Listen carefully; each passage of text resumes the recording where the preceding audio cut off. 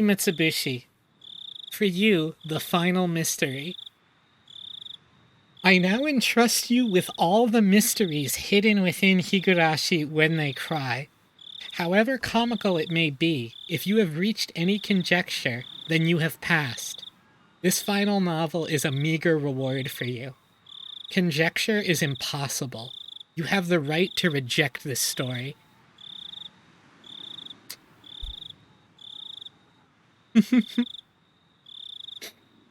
So, as it is saying here, I will give you this. This was hinted at in the last rap party, but I am going to spell it out. There are two different kinds of chapters in Higurashi. There are question chapters and there are answer chapters. The first four are question chapters and the second four are answer chapters. This says it is the final mystery. This is the final question arc of Higurashi. After that, we will be moving on to the answer arcs. Maybe we'll learn a thing or two. Who knows?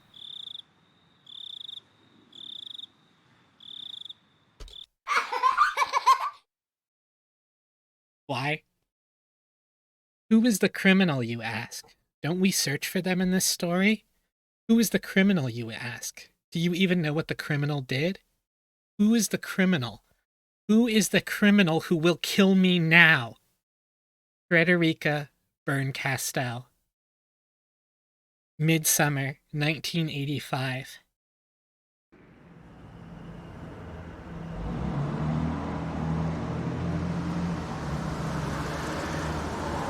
Midsummer? Midsummer reference, so true. No, this is 84. 85. 85, yeah, 85. I had misread the time and ended up arriving too early. The schedule board flipped with a series of clacks. My flight to Sapporo was still a bit later on. I still had over an hour before boarding. Well, I might as well close my eyes for a bit on that bench over there then. I came here directly from work, so maybe the fatigue from that was making me sleepy. Let me tweak the volume a little bit.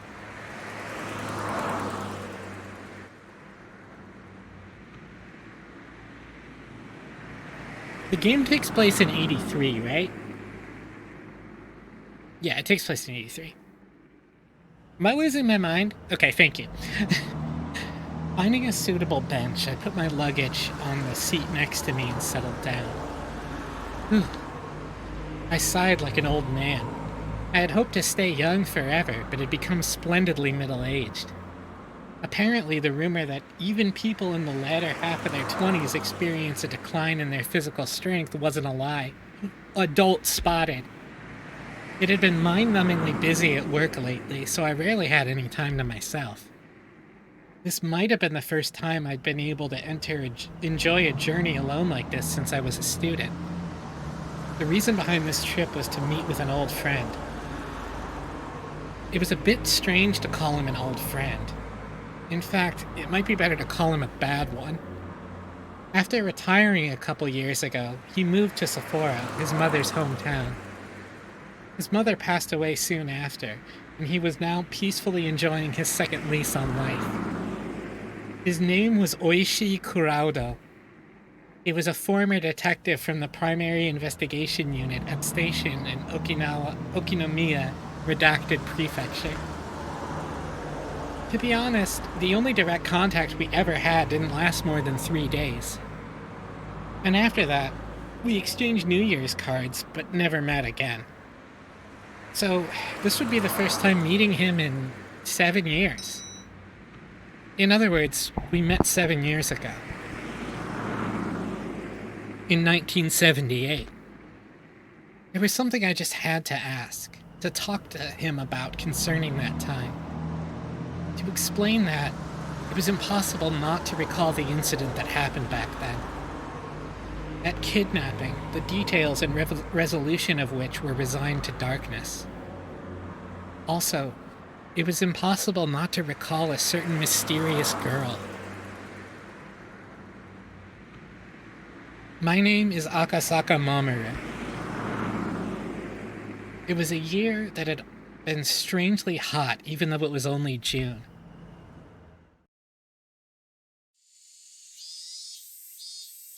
Akasaka Mamoru? Yeah, he rules.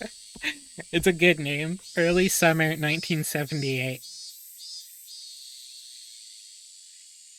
I'm sorry, you're gonna have me going one good fictional cop. Goodbye, teacher. Okay, bye. Watch out for cars. And don't drop in at a friend's house along the way. Make sure you get your textbooks in order for tomorrow before you go to bed. Clatter, clatter, clatter. The lively sounds of children running towards the hallway. Hey now, didn't I tell you before? I already have one of those. I don't need any more. The unique high-pitched voice of youth. The energetic shrill of the cicadas went completely unheard by their ears. Yeah, new Higurashi, we gotta fuck with the volume a little since each of the games are a new, a completely new EXE. Alright, we'll try the volume on this.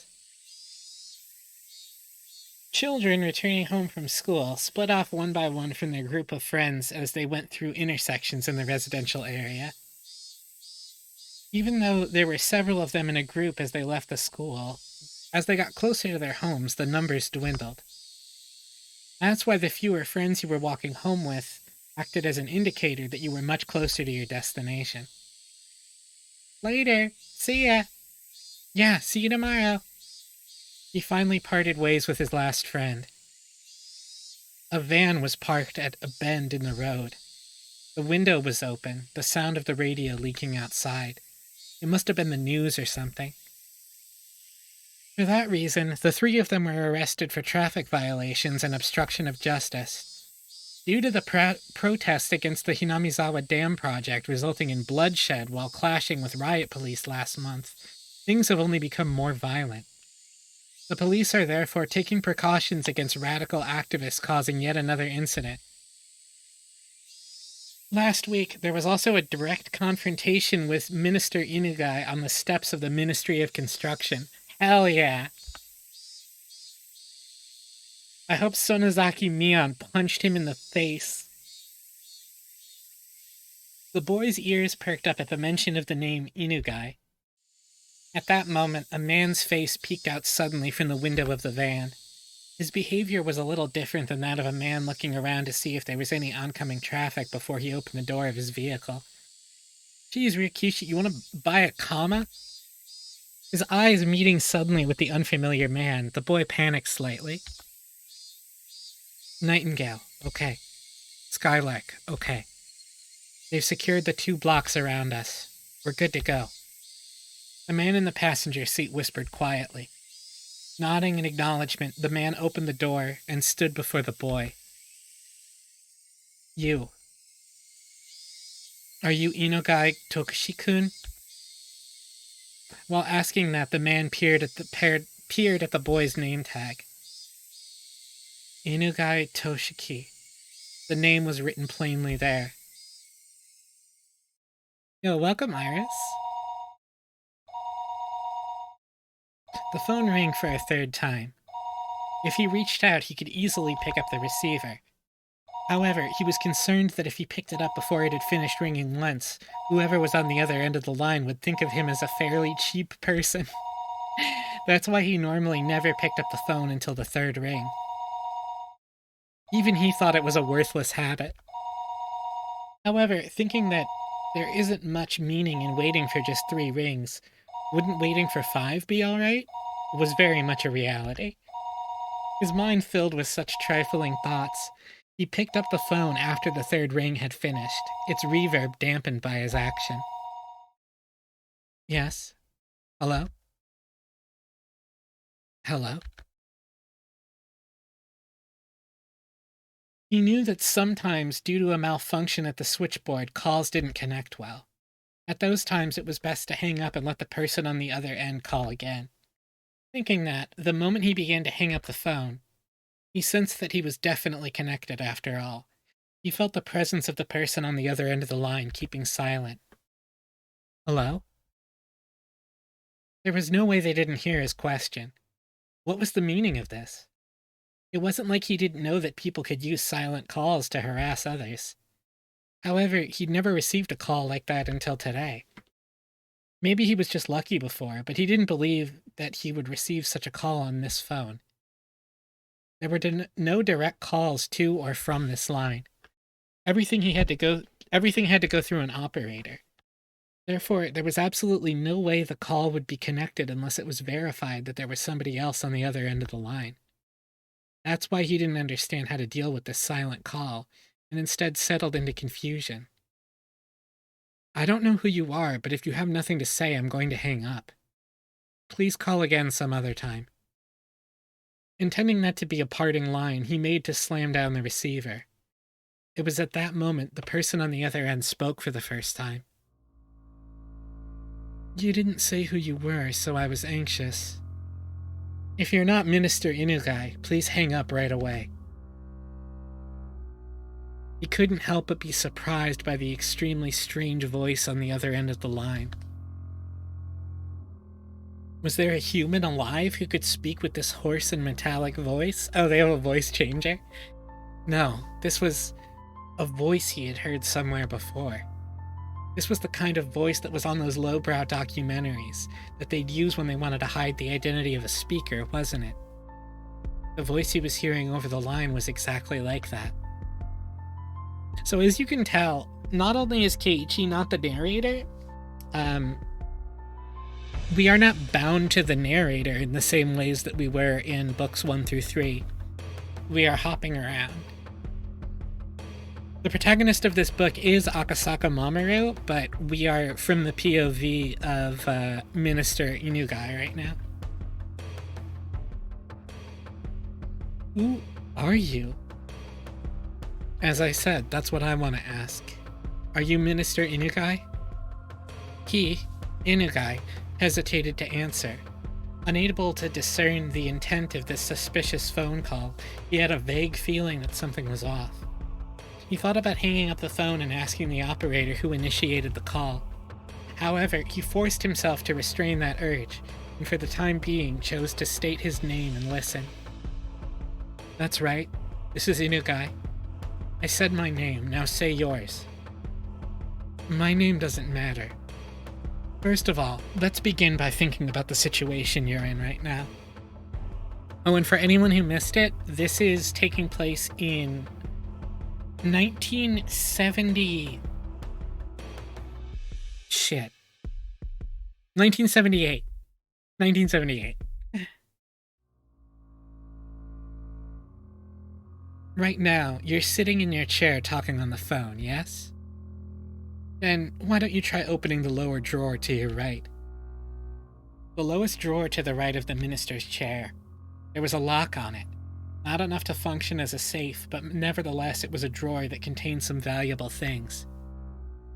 That's why Inugai thought that the person wanted some of that important information contained within that drawer. Sorry, but I don't have any intention of opening that. I have no reason to follow orders from someone who won't even give me his name. If you don't open that drawer, I'll hang up the phone. You will most likely end up regretting that. Why don't you think about opening that drawer first? Inugai didn't like following orders from this suspicious person one bit. However, he was concerned about what the man said about regretting it, so he decided to open the drawer. He took the small key he kept stowed in his wallet and unlocked the drawer. His hand stopped right before he opened it. What if there was a bomb inside, and it would explode if the drawer was opened? Hi, Zeros. That delusion took hold of him. He quelled that instinct and opened it. Did you do it? The thing that's in there, do you know what it is? What is the meaning of this? Hey! I don't think there's any need for me to explain, is there? I'll give you some time, so please think about it a little. I'll contact you again later. Now then, pardon me. Hey, wait! Hello? Hello? The call had already ended.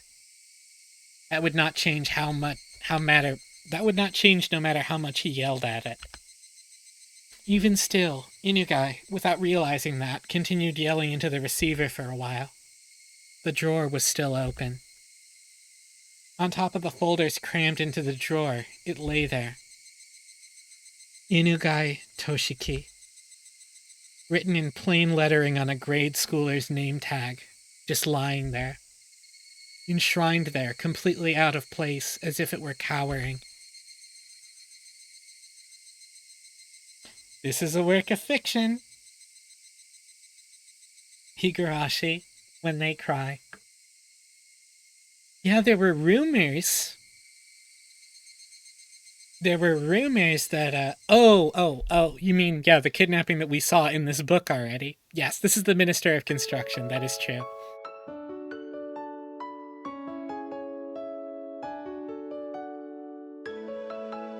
Do you remember, Yuki? This picture. This is where I first proposed to you. That brief moment before you nodded back, you probably wouldn't know just how much. It seemed like an eternity to me. Wait, this kidnapping was mentioned in earlier books? I don't know. Yes. I would have never thought that amount of time could feel like an eternity. Compared to how long I had to wait for you to propose to me, it was... From the moment I met you until today. Compared to the time I've spent since I was born, it might only be a brief period, but... they were definitely precious, beautiful days that deserve to be called an eternity. That time continues even now. From now on. I wonder if it'll be a boy. Or maybe a girl? Either one is fine. Boy or girl. Either way, it's living proof that we love each other. If it's a boy, we'll name it after you, Mamoru. If it's a girl, we'll put the Yuki from my name in front of hers. Thinking about names is so fun. In the end, we still haven't decided yet. There's still time to puzzle over it. Not that long of a time, actually. You see, Yuki, yeah, games, this chapter might fuck you up a little. There's something I have to apologize for today. It's my job. Sorry. It looks like an annoying bit of work has come up. In the worst case, I might not even be able to be there for the delivery. It's fine. You have a very important job. What you do protects the way we live. Compared to you, it's nothing. Please, go ahead. When you return, I'll be waiting here with our child. Thank you. Also, I'm sorry. Please don't apologize. If you feel guilty about it, then you can just atone. If I atone that much, no matter how much money I have, it won't be enough. It's a joke. Now, go on. As I left the room, I bumped into an elderly man. It was Yuki's father. In other words, my father-in-law. Father? I didn't want to intrude, so I waited in the hall. I didn't mean to eavesdrop, but I heard. Go. Yuki is that kind of girl. No matter what happens, she doesn't want to hold you back. I've forced Yuki to give up on so many things. To put her through this during childbirth, such an important time in her life, I'm ashamed. If you really feel that way, when you're done with your work, make some time for Yuki. She'll be happier with that than you passing your work off on someone else. Thank you. I know full well that you do important work. Be proud in what you do. Yuki is looking forward to your triumphant return. Yes, I jumped into the taxi that was waiting outside. Compared to the time when I first got here, the numbers on the fare meter had grown considerably. It seemed the modest time Yuki and I had spent together wasn't so modest from an objective point of view.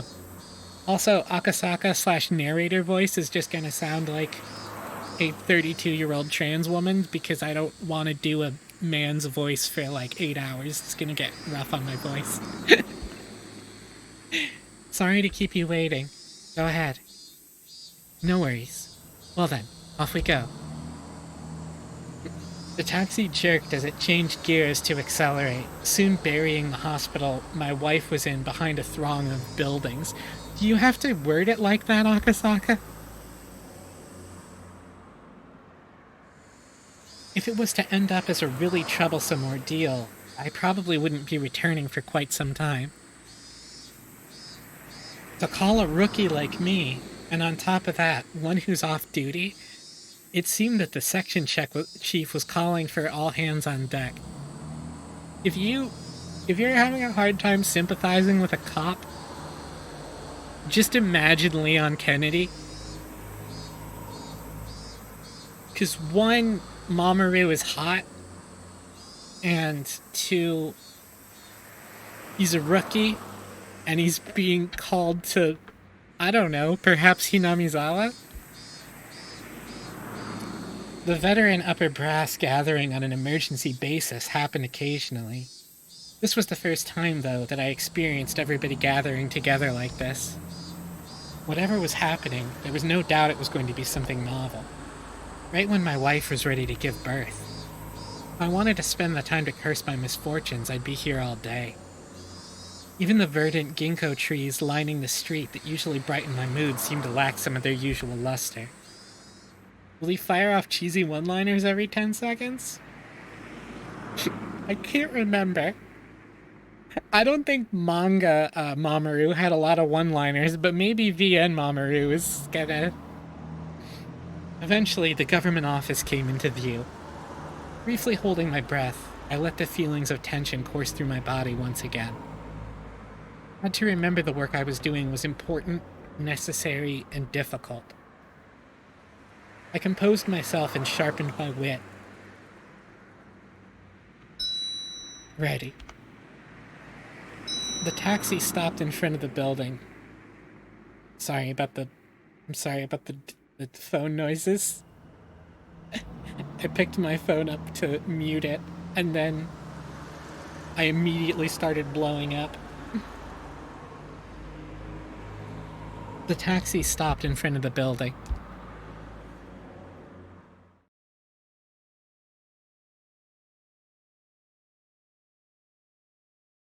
Oh. Katsumigaseki, Tokyo.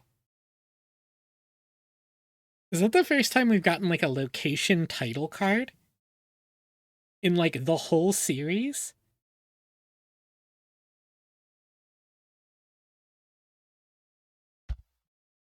Chief, everyone's here. Akasaka-kun, could you close the blinds? The blinds were usually closed when they needed to use the projector, or if the discussion was going to contain some particularly disturbing content. Yo, did you see that blinds closing effect? That was godlike. The blinds closed with a satisfying sound, darkening the interior of the room. Immediately, the inside of the room was completely drained of the pleasant morning atmosphere, leaving behind only the cold illumination of the fluorescent lighting. After the supervisor ensured that everyone was present, he nodded to the section chief once again. With everybody on the edge of their seats, the chief stood up solemnly and began to give his report. Approximately 48 hours ago, the Minister of Construction's grandson, who is also the son of one of the staff leaders, is believed to have been kidnapped. It is believed the minister, in an effort to resolve matters amicably, chose not to report the situation to the police and plans to cede to the demands imposed upon him. It seemed that approximately 48 hours earlier, the Minister of Construction's grandson and those of his senior staff members were kidnapped. The reason why it was phrased that way was because the person in question didn't admit it had happened. Based on the results of surveillance conducted on the minister's residence, multiple suspicious phone calls from what is believed to be outside the city took place. The abducted child is said to be under treatment for some illness, but there's no trace of any hospital records or witnesses to such effect. Due to that and various other reasons, we believe without a doubt that a kidnapping has occurred. Here, they omitted the details that brought this incident to light. If you think about it a bit, that meant that before this incident happened, the minister's residence had been under surveillance already. I won't use the word spied upon. Of course, there wouldn't have been court approval for this, and it would have been very hard to explain to ordinary citizens. However, it was quite an effective method to catch wind of incidents like this before they got worse. I'd like for you to understand that dealing with these cases before they become a problem is the job of the Public Safety Division. Why is he just following their demands instead of reporting this to the police? The fact that a minister can't even trust the police, what is the world coming to? It seems that the group of perpetrators demonstrated they have quite a high level of surveillance on the minister themselves when they conducted the kidnappings. Enough to give the minister pause before calling the police. Yeah, he was like, oh, they want me to open my super secret locked drawer. They probably want the secrets that are in there. And that's where, like, the proof of kidnapping was. That's a little unsettling. We'll find out right away if you call the cops, more or less. So it's possible there's a mole close to the minister. Several of the higher-ranking members who seem to have experience with this kind of thing let out deep sighs. The goals of the perpetrators, their demands, as well as the entire incident are as of yet unclear. But in any case, the possibility that this may grow and threaten national interest is extremely high. If their goal was to simply have their demands met for monetary gain, that would have been nice. However, if this was some politically motivated shakeup, things would get a lot more complicated. Since we're not receiving any cooperation from the victim, that means we're not privy to any of the details of the threats or demands. This seems dangerous to get involved in. Since the victim won't tell us anything, we think we, the cops, should just get involved blindly. Due to the fact that we believe there may be a mole involved in this incident, this investigation is highly classified. Only the people in this room are to know of this. And for this, they called in every fucking buddy. They're like, surely there could be no moles in the police department. Let's call in this rookie. Mamoru himself was like, I'm just like a little guy. Furthermore, as this case is our utmost priority, we'll be placing a hold on everybody's normal duties. Understood? After that, the supervisor continued on, tactfully explaining our course of action. If this incident were to become public, it would be possible that the minister's political life would be over. I'll spare you the explanation of how the rest of the dominoes would fall, but in the end, support in the Diet would decline, followed by a no-confidence vote and a snap election. And it may even expand communist influences. Oh no! We wouldn't want that. In other words, we wanted to handle this delicately. Kawasaki and Saiki monitor communications from the minister and the child's residences 24/7. Find out what the minister is doing. Report anything that happens. The remaining members investigate whatever is related to the case as assigned to your units. Focus your line of investigation on the commies, Reds, and Confeds. Don't discount the possibility of foreign involvement either. I've experienced one or two inamicable situations before. This, however, was the first time I've seen things get so hectic. The share is the 70s. It is 1978. What are confeds? Does anyone know that one? All the political stuff was left out of the manga, and I don't know what confeds is referring to. Confederates? Probably Confederates, right? Oh, Confederates. Yeah, but in the context of Japan. Trade unionists? Yeah. Several sophisticated conversations were progressing without the involvement of a rookie like me. I didn't intend to be timid, but I couldn't hide my confusion with this unfamiliar situation. The Japanese Confederation of Labor. Oh. And cover that. As for Akasaka-kun, I snap back to alertness after hearing my name called. Yes. You investigate the environmental groups that have petitioned the minister. Among them, there's that group protesting the Hinamizawa Dam project that made the papers. Make sure you investigate them thoroughly. I doubt this is the act of some citizen group, but we'll have to eliminate every possibility. That's so funny. Like, it's probably the communists, or the Reds, or the Japanese Confederation of Labor. Hey, first day on the force over there. You go check out the Onigafuchi Defense Alliance. Go see if they did it.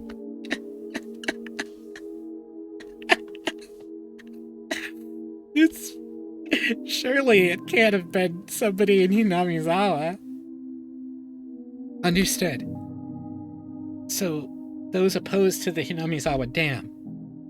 It's probably best if you go to the location personally. Get some information from the local authorities. They're a fairly radical organization, so the Public Safety Division there should have them marked as well. Understood. I'll head over there. This is literally an RE plot? Yeah, no, this is... Mamoru just kind of gets fucking Resident Evil 4, and it's really funny. Your wife, she's almost ready to give birth, isn't she? I apologize for the timing of all this, but I'm counting on your cooperation. We can't take our time with this, so we'll just have to brute force it with our boots on the ground. Yeah, I know. My wife hates to interfere with my work, with her own circumstances anyway. Sorry, and thanks. So then, as for Kawasaki-kun and Saiki-kun, to help support your... What if when Silent Hill R comes out, it's just a shot-for-shot remake of RE1? Are y'all starting to understand why I'm so excited for Silent Hill R now? I'm so excited for Ryushiki written Silent Hill. That is gonna...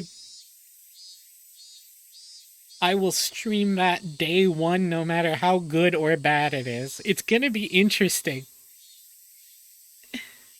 What is RE Death Island? Maybe we'll do some React Andying later. I heard there were a bunch of trailers today, and I didn't look at any of them. I hope Silent Hill R is just Onikakushi-hen. Fuck.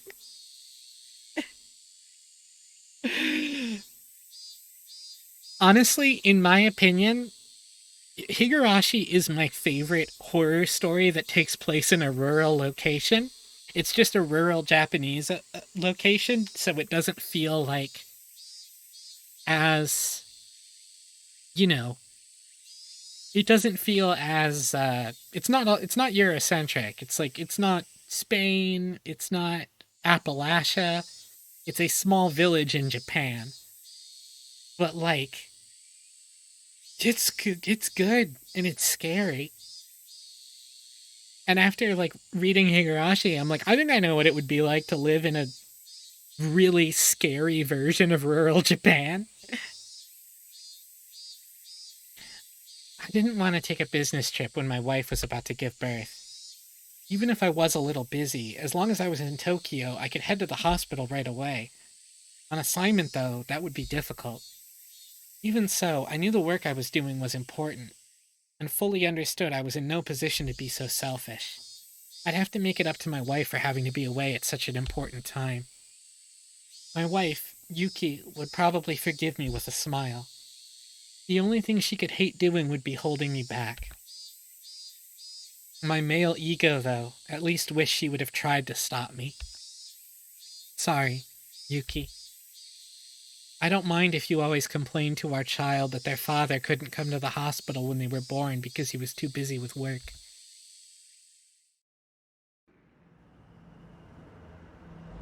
My male ego. It's so good. Ryukishi really loves fucking around with gender roles. And when not subverting them, just holding up like a neon sign and pointing at them. The next day, I took the bullet train to Nagoya, and from there transferred to the train to Redacted Prefecture. They won't tell us what prefecture Hinamizawa is in. It's like a Springfield situation. Getting to my destination by land took several hours. If I was traveling by air, in that amount of time I could probably get as far as Hong Kong. Redacted Prefecture was by no means close. I never sat in first class except for work, but whenever I did, the seats seemed stiff. Closing my eyes, I mentally reviewed the documents I read yesterday. The group under investigation, the Onigafuchi Defense Alliance. They were a group of residents opposed to the development proposed under the Hinamizawa Dam project.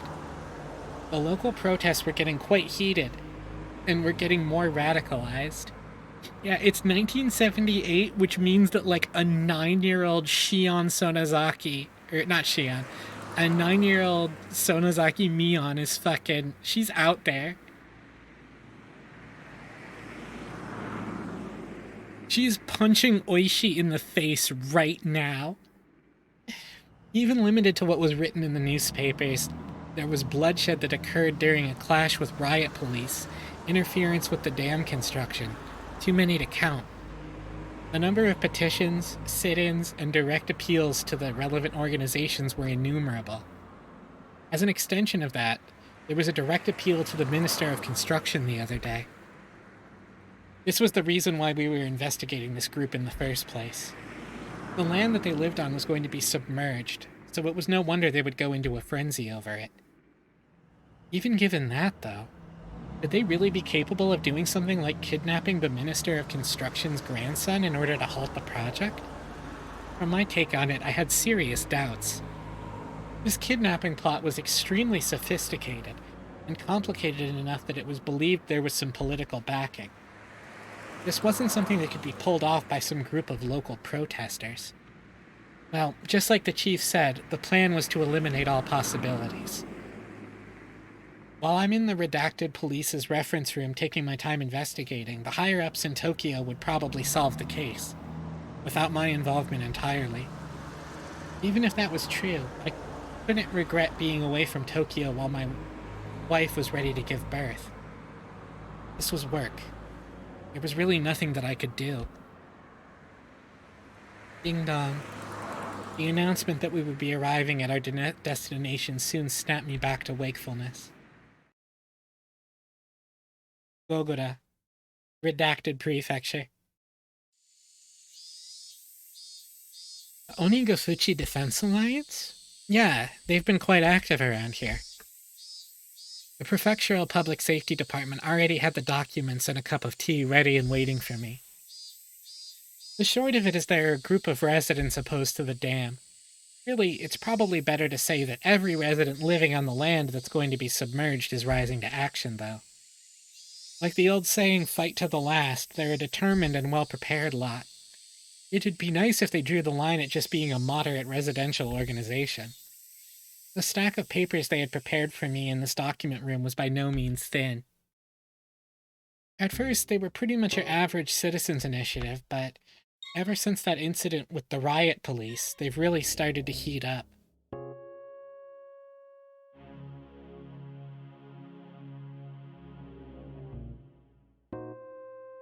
So, Ryukishi-sensei, are you saying that increased and more hostile police presence led things to escalate? I can't believe such a thing.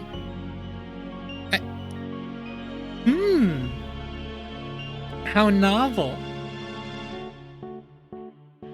Wait, this track's a banger.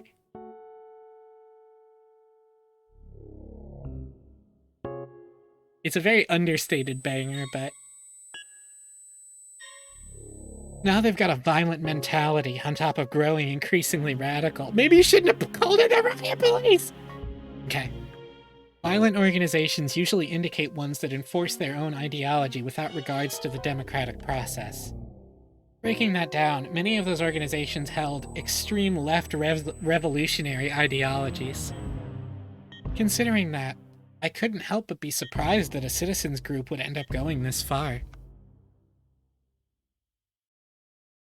Radical citizens movements happen occasionally.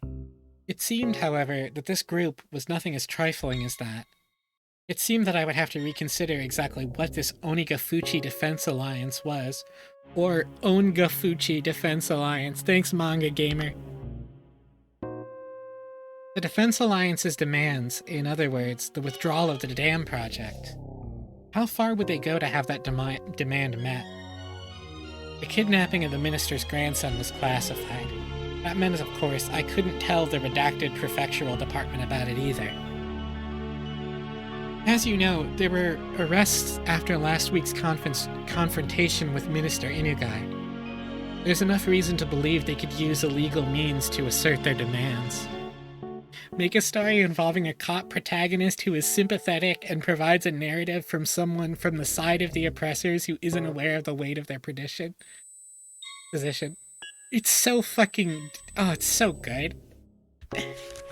I skimmed over the list of the criminal records related to the Onigafuchi Defense Alliance recorded in the documents. The contents were all violent, not giving me the barest hint of a feeling that these people were trying to uphold the law. Would you give me a basic rundown of the types of illegal activities the Onigafuchi Defense Alliance are engaging in?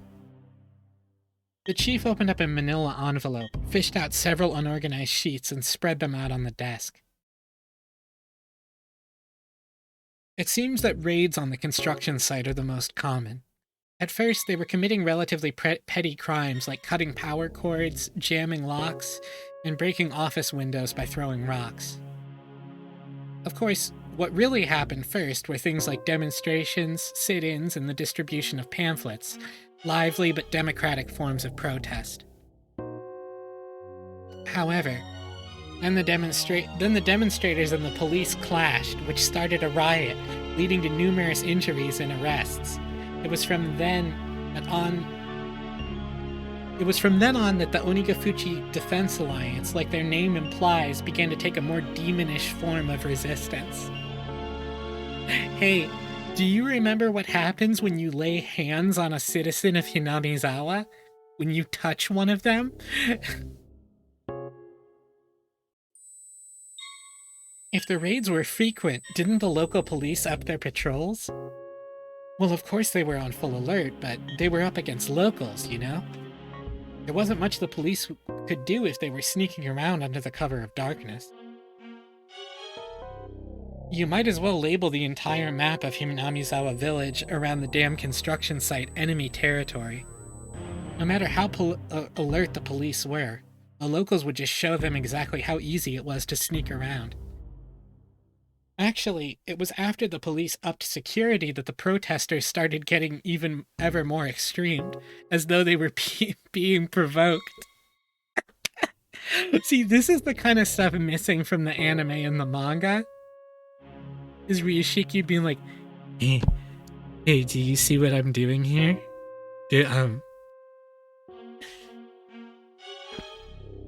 See here? Can you tell how things started to heat up? An office set on fire.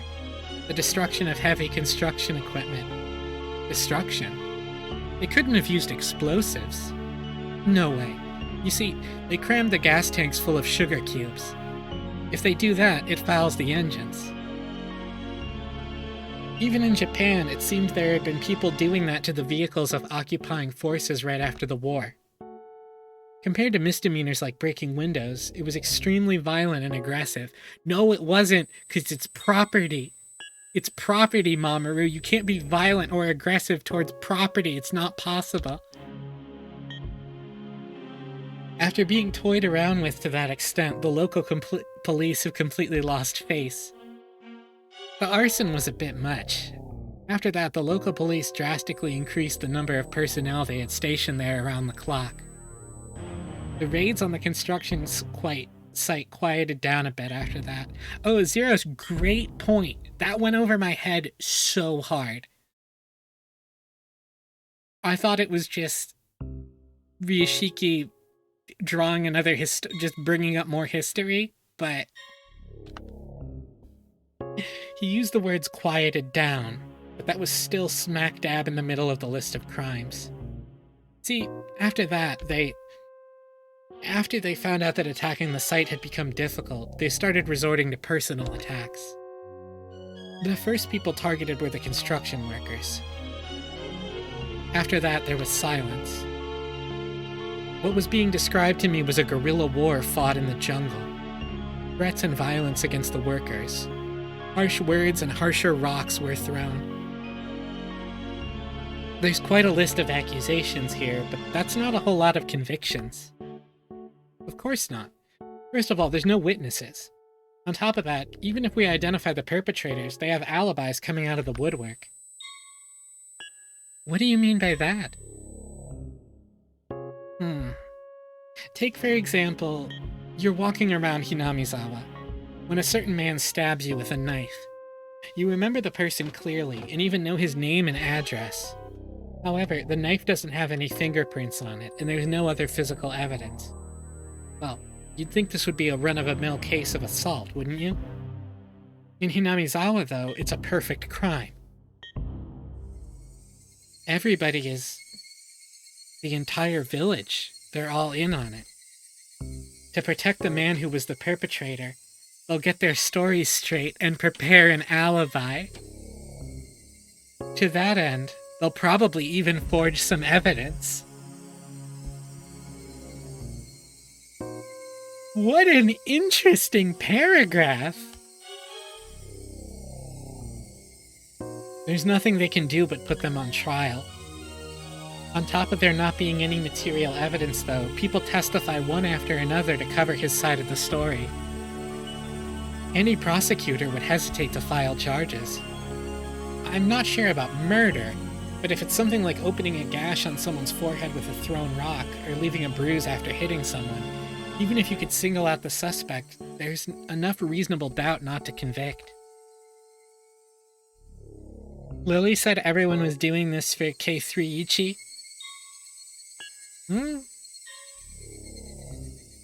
Yeah, that's an interesting... Rena does hate people lying to her, that is true. And... is Mion a bad liar? Does Mion want us to think she's a bad liar? Who's to say? Every case is without a doubt perpetrated by someone in Hinamizawa, but they can't identify who. Even if they could figure out who it is, they're unable to obtain enough circumstantial evidence through due process. The villagers were all extremely well informed about this, and so the malicious, vicious, and tenacious personal attacks continued. The victims can't have been okay with that, right? Couldn't they have filed for an appeal? Well, you see, about that, everyone on the inquest committee didn't want to get involved with something so troublesome. They won't stick their noses into anything related to Hinamizawa. The inquest committee is comprised of a random selection of local residents. In the event the prosecutor fails to get a conviction, they have the power to order a retrial. I've never heard of this before. Japanese court system. It's a system designed to assert the will of the people on the actions of expert prosecutors in the legal world. In this case, however, being composed of local residents has backfired. They don't want to get involved? Why is that? How do I explain this? You could say they're afraid, since it's a little special there. Special? Is it an outcast community? No, it's a little different from that. Well, just think of them as being afraid. It's a little hard to explain it just now. Oh, right, there's an easier way. Wiping his forehead with a handkerchief, he opened a file labeled as a list of members of the Onigafuchi Defense Alliance. The power of the Onigafuchi Defense Alliance, you see, is the fact that they count many people among their members who are influential in the neighboring areas. Did you take a look at this? I looked. What I saw startled me. Prefectural and municipal assembly members, staff members of the Chamber of Commerce, an executive of the Business Association, an executive of a town council association, and a PTA liaison. There were more than a few people with a lot of say both locally and in the neighboring regions. Around here, you could pretty much expect your actions to be observed by those against the dam project. If you said something in its support, who knows how it'd work out to your disadvantage. In any case, every town in this area is being held by the throat by someone from Hinamizawa. The list of Inquisition committee members is undisclosed, isn't it? There has to be some members in place to make sure they'd avoid retribution, no? Well, it is undisclosed, so their privacy is assured, but the person in charge of that is from the Okinomiya Municipal Office. In other words, a local. While you might expect some professional confidentiality, you can't know how everybody is connected.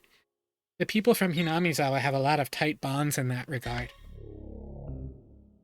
When you consider the obligations and duties people have to the region, the web of information thereby formed is nothing to scoff at. It's not uncommon for housewives in a neighborhood to know which kid from which house in what grade in which school, what subjects they're good at, and what vegetables they hate, among other things. You see, there's a Yakuza organization here with strong ties to Hinamizawa and the surrounding area. It would seem that they're providing full support in these recent incidents. They seem to be proving most effective. Gangsters? Siding together with the residents opposed to the construction of the dam? It's a little hard to see what their common interest is. It's not that difficult at all. You see, actually, one of the lieutenants in that gang is originally from Hinamizawa. He was adopted into a rather influential family in the village. Exactly what was this Hinamizawa? I had thought it was some desolate rustic village. However, for some reason, they exerted a strong influence on the surrounding areas, and had a strong sense of unity. They would protect their village by any means necessary, even if that meant resorting to violence. The chief had said they were afraid because there were numerous influential people living there, but somehow I got the feeling they were afraid of the village itself. There was something clearly different from what I had read in the documents in Tokyo. This was no simple residential protest against the dam. For some reason, an uneasy feeling began to nestle itself in the back of my mind. I chose the most basic way to ask my question. In other words, I directly asked what I wanted to know.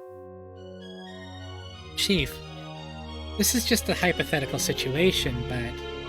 Huh? This Onigafuchi Defense Alliance, in order to halt the dam project, do you think they could, say, threaten somebody important to accomplish that? The chief replied immediately. It's possible. Truth be told, they've already gone to municipal and prefectural offices, as well as local offices of the Ministry of Construction, and done things that could be construed as intimidation. Several of the workers' families have also reported that they've been followed around by some suspicious people. Well, that would make sense. To halt progress on the dam, they raided the construction site, destroying heavy machinery and lighting the construction office on fire. Which is the bomb, by the way. That's cool to do. If they didn't have any qualms about doing that, threats and violence against people related to the dam would probably be no problem. Now that's a leap, but that was it. Even your everyday hoodlum could use threats and violence. However, this time it was the kidnapping of the minister's grandson, an abnormally high-level crime. Not only was pulling off the kidnapping difficult in the first place, but so was maneuvering to have the minister surrender to their demands immediately. There was no way this was the work of amateurs. Did these people have the power to enact this large of a crime? That was the heart of the matter. Was the Onigafuchi Defense Alliance an organization capable of pulling this off? In order to ask that question once again, I chose the most basic method. Again, hypothetically, do you think they could kidnap a relative of someone of political importance? Bro is really just like, so... There's no way they could pull off something that big. That was the answer I most hoped for. If it was that answer, my work was as good as halfway done. I might be able to get back in time for my wife to give birth. That was how it was supposed to be. The chief, without a hint of hesitation, replied, "They just might. There's no telling how far they'd go." Sorry, Yuki. It seemed like my work wouldn't end so simply after all.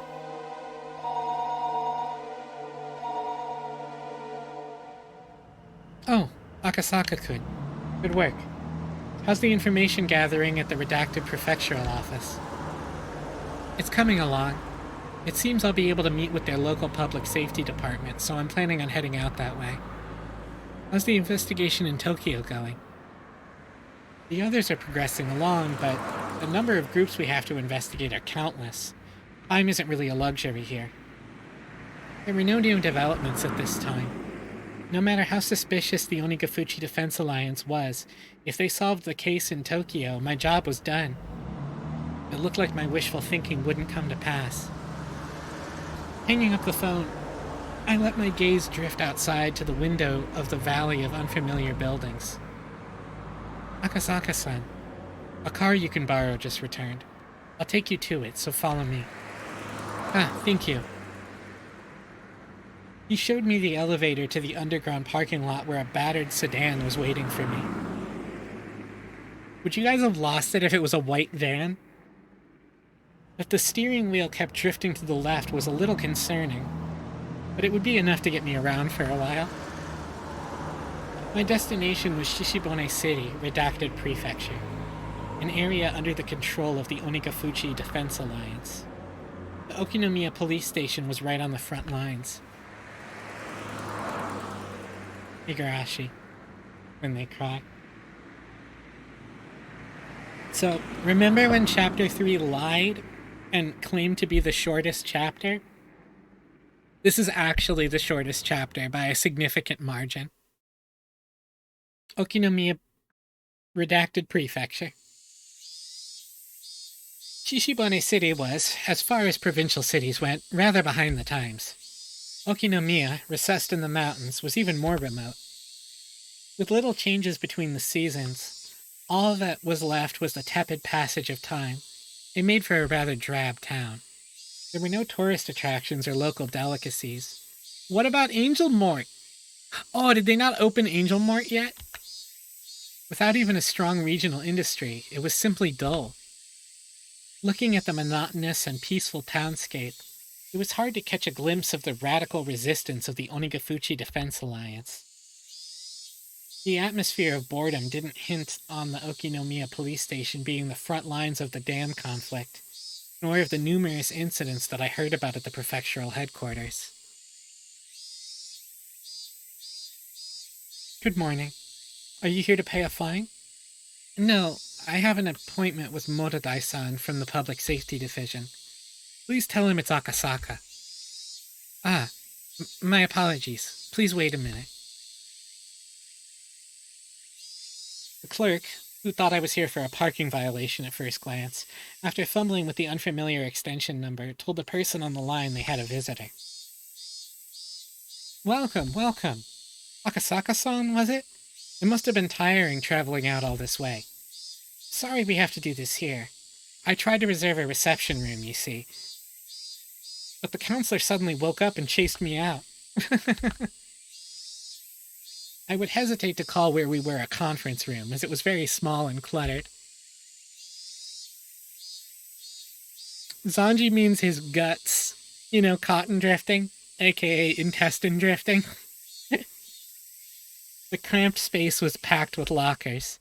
I had the impression that it was more of a change room that doubled as one for smoking.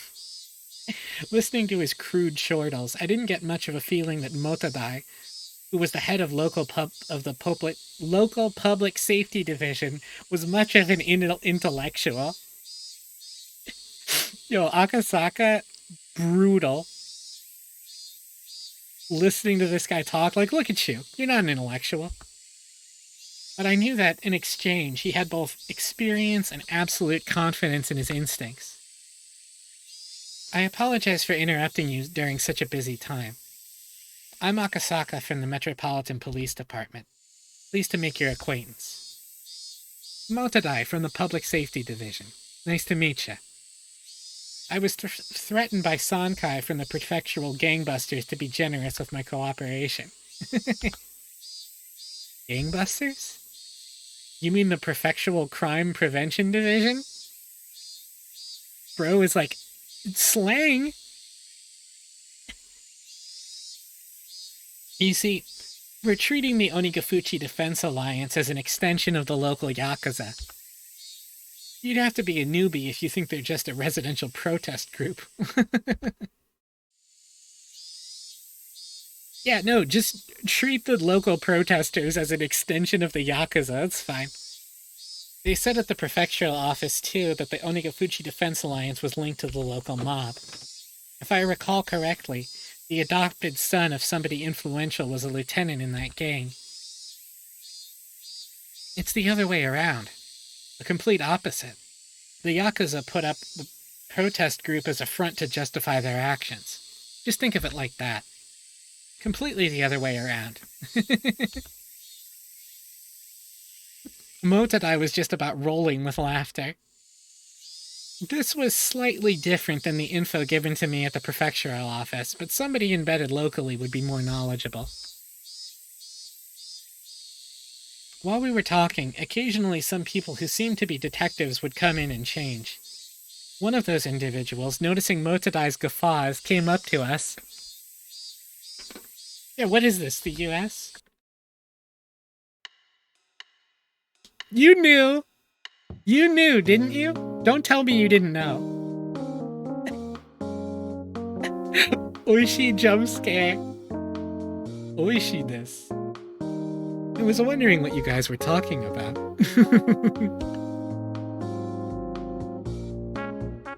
Yeah, this is Oishi's theme. We get to hear it for the first time.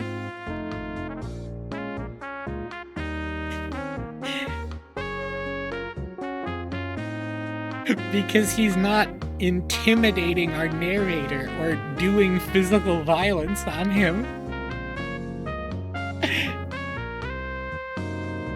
Oh, Kura-chan. Perfect timing. Why don't you join us? This here is Inspector Akasaka, who came all the way from the Tokyo Police Department. Why the fuck does this pig get a banger jazz suite? Well, you know, it's a little mischievous. Just like Oishi. An inspector? I'm still a rookie. My name is Akasaka. Pleased to meet you. It must be nice to be so fresh-faced. Did they hire you this year? I couldn't help but think I was being ridiculed, so I only responded with a forced smile. I could tell this new person was like Motodai, the type who would confide confidence in their experience and instincts. I really didn't like those types of people. Interesting. Let me introduce you, Akasaka-san. This is Oishi-kun from our investigative department. Regarding the S-file you were asking about, he's familiar with it. S-file? S for Sonozaki. If something is an S-file, it means it has something to do with the Sonozaki family. It's something of a code name. Sonozaki? Come to think of it, I remembered when I was poring over the documents at headquarters, there were quite a few people with the last name Sonozaki popping up. If I remember right, there's a Sonozaki who is one of the executives of the Onigafuchi Defense Alliance. I'm pretty sure they're the treasurer. The two of them were surprised when I rattled off what post that Sonozaki held. After a moment, both of them erupted into laughter. Akasaka-san, was it? You're quite the studious one. Could it be you've memorized all the central figures in the Alliance? I wouldn't say memorized exactly, but I've at least read the list of Onigafuchi Defense Alliance executives. Then, who are the president and vice president? Hey, Barrow. Welcome, welcome. Why is Oishi such a piece of shit? He's like, oh, you've read your briefing? Name the president and vice president right now. Do it. The president is the mayor of Hinamizawa, Kei Kimiyoshi. The vice president is the priest of the local shrine, Furude. What? What? We didn't know that. I forgot that.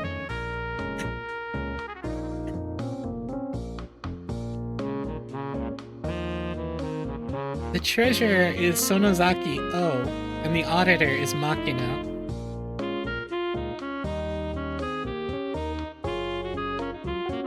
The liaison is Kimiyoshi Y, the PR head is Sonozaki Y.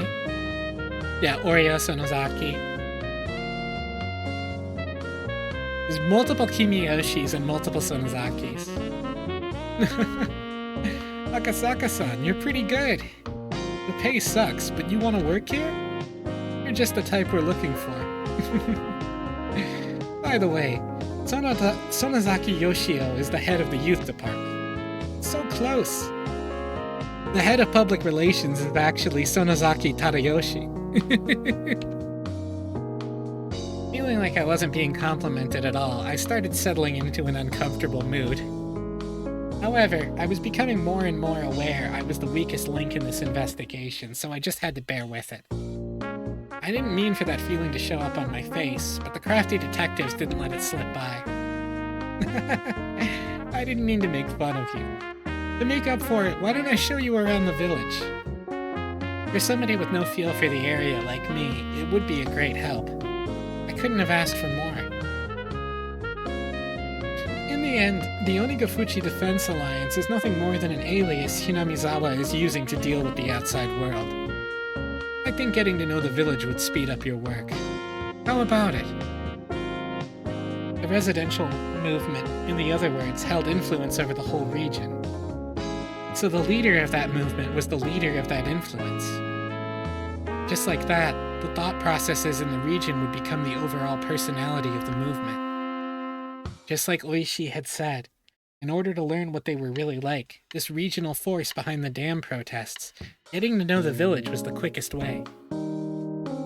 If you would. Nodding back without skipping a beat, Oishi laughed in satisfaction and stood up.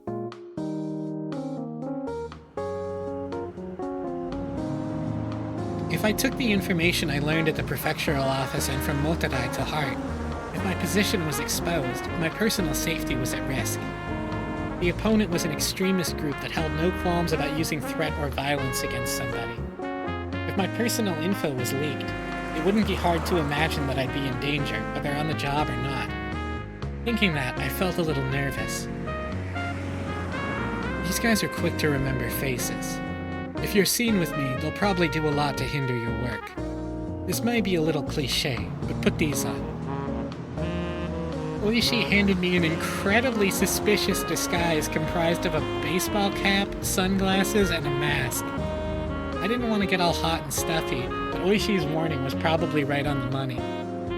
Considering that, I put them on with appreciation. Just like cops at Pride. No cops at Pride. Pride being Hinamizawa. Pride being the Hinamizawa dam protests. I looked so suspicious that Oishi had to smile wryly. How much did I tell you again? Let's see. To the part where you were talking about these three ancient families, how these three ancient families control the village. Imagine if this had been the first chapter. The Onigafuchi Defense Alliance was the same as the village of Hinamizawa itself, meaning there was a direct correlation between being an executive in the Alliance and being a leader in the village, as Motodai had told me a short time ago. If the village was ruled by 3 ancient families, then it would mean the Onigafuchi Defense Alliance was ruled by those same 3 families. What did the documents at the prefectural office say? About the leader of the Defense Alliance or whatnot? The documents I was using were classified. If I responded to Oishi's question, it'd be a breach of security. However, most likely, this man, I judged, was more well-versed in the situation than any of the documents at the prefectural police department, so I decided to answer him.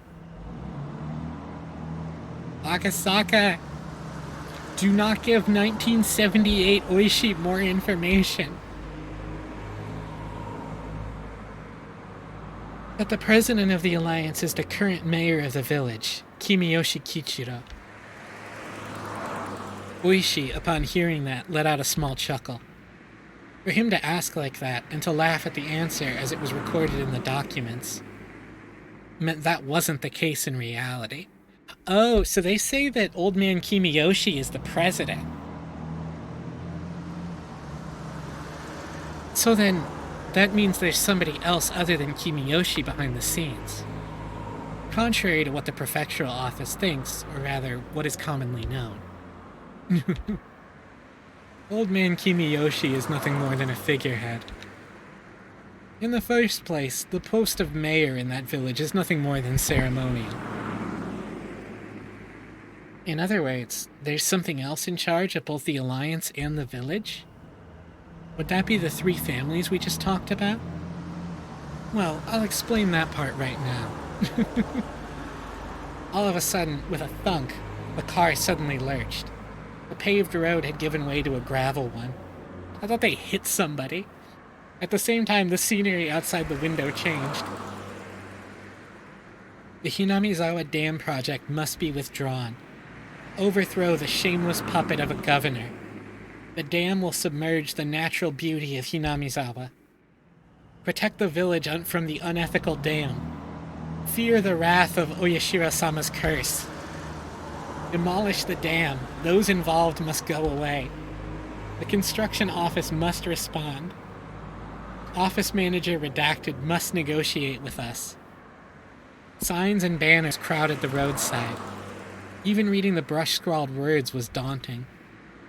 It was as though where the road just changed was a border of a different country. At that moment, I was startled by the car suddenly braking. Looking ahead, a barricade had been erected. About 5 or 6 protesters, wearing masks and helmets to hide their faces, were blocking the road, yelling at us angrily to stop. They're just straight up like, no cops in Hinamizawa, get out of here. What is this? A checkpoint?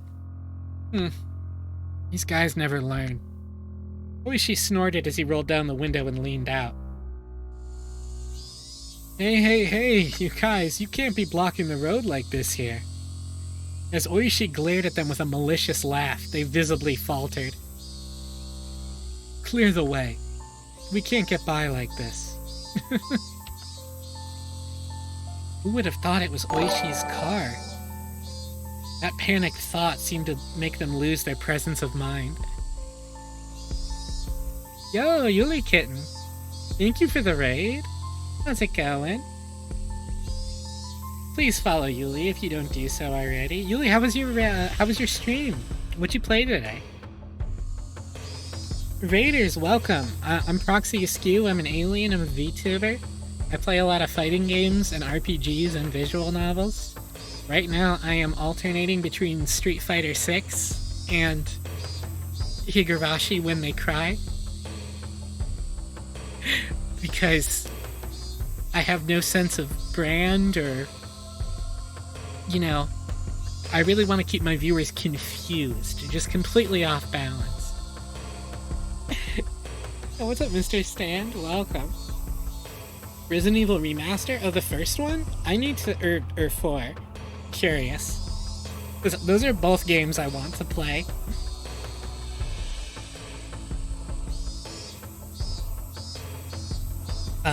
Oh, the first one. Yeah, I really want to get to that one. RE1 is just hard. I imagine the remaster is also pretty hard, but I remember RE1 being extremely hard.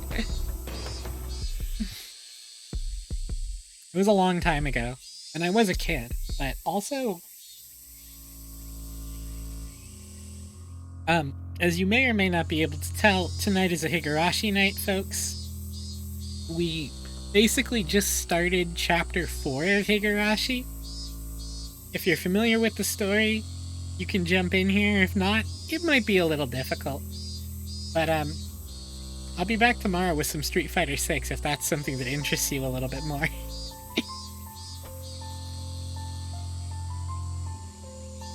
Who would have thought it was Oishi's car? That panicked thought seemed to make them lose their presence of mind. Ah, if we had known it was your car, Detective Oishi, we wouldn't have been so rude. Detective, what happened to your usual car?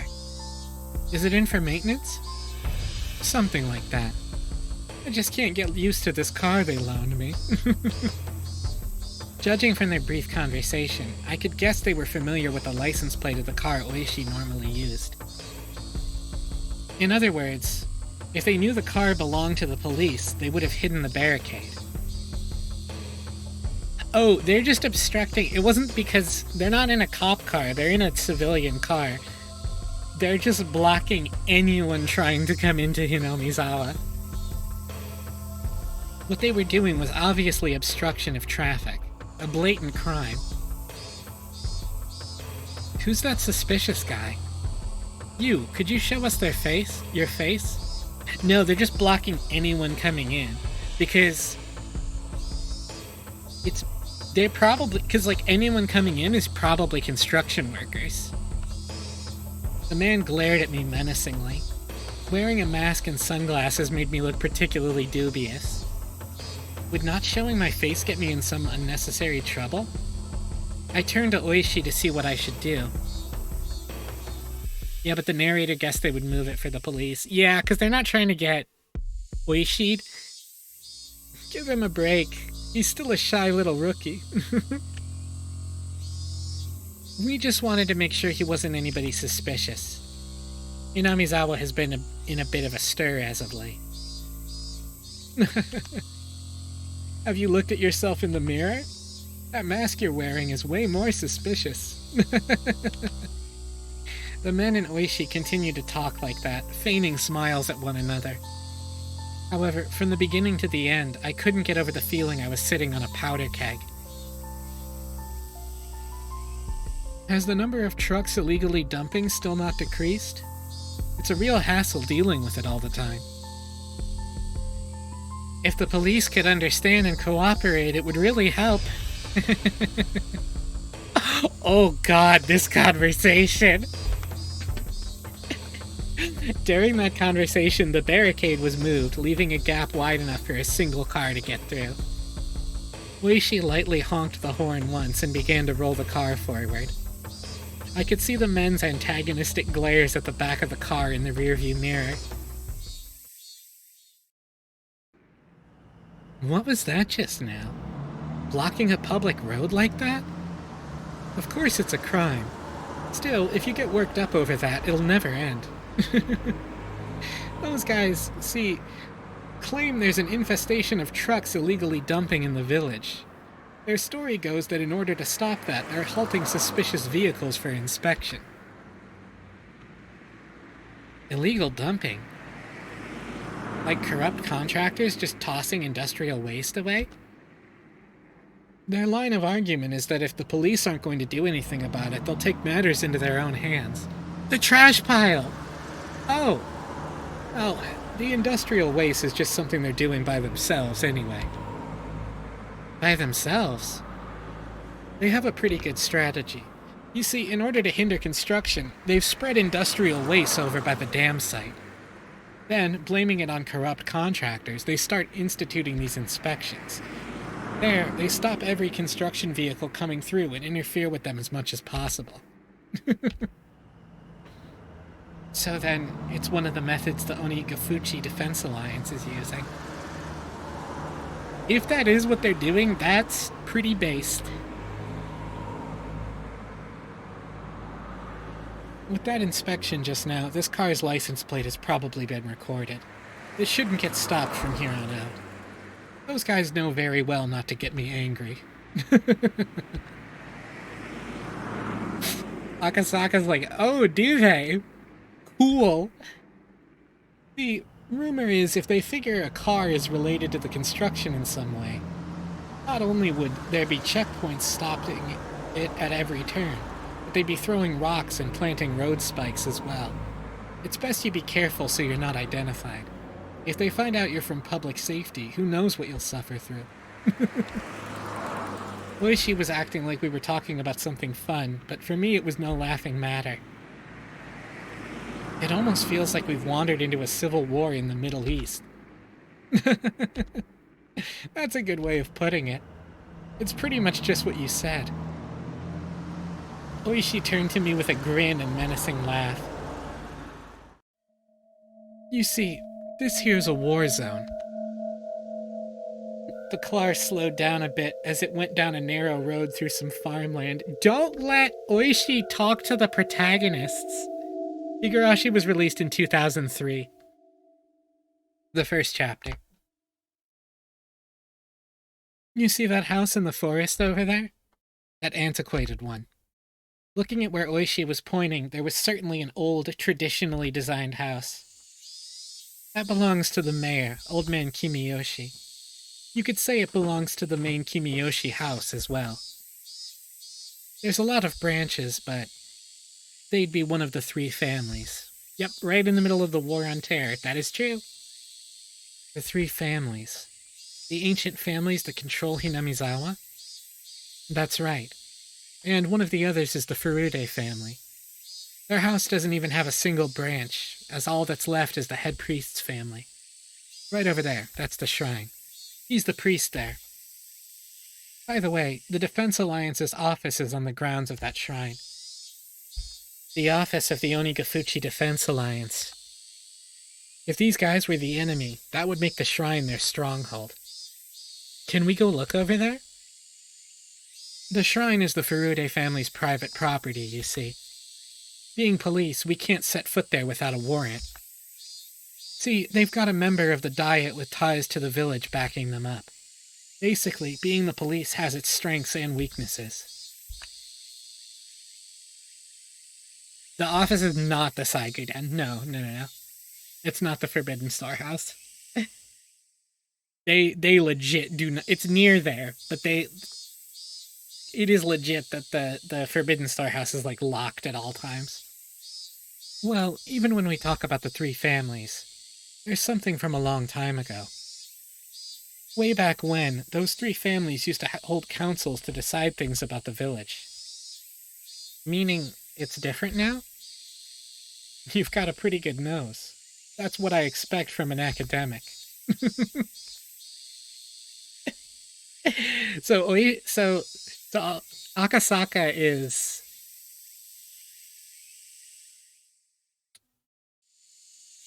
Did we miss what Akasaka is from? Like, what department he is from? I think they said it. He's from Tokyo. And apparently he's well-read. It's like... He is kind of like a... If you've read Twin Peaks, Jesus.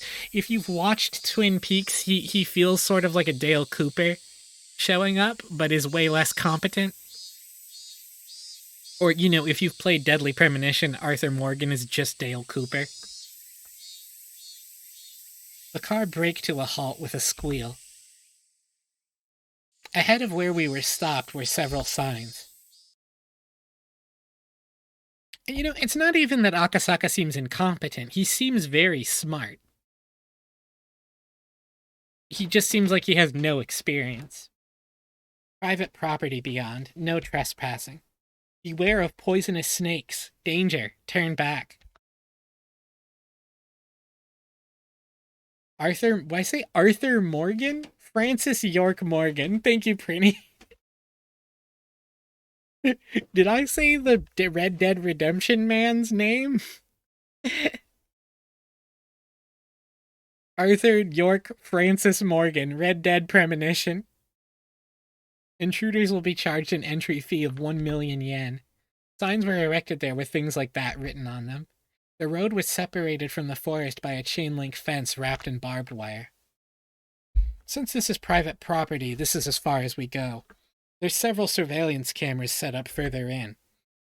Saying that we just got lost won't work with these guys. They're beyond here, right? The people currently controlling Hinamizawa and the Onigafuchi Defense Alliance were neither the Kimiyoshi family nor the Furude family, but the last of the three. Yeah. Beyond here is one of the three families, the Sonozaki family. They're the ones controlling Hinamizawa from the shadows. Among the list of executives recorded in the documents, the number of people with last names from the three families was quite high. Of course, Sonozaki was no exception. However, at the top was the Kimiyoshi family.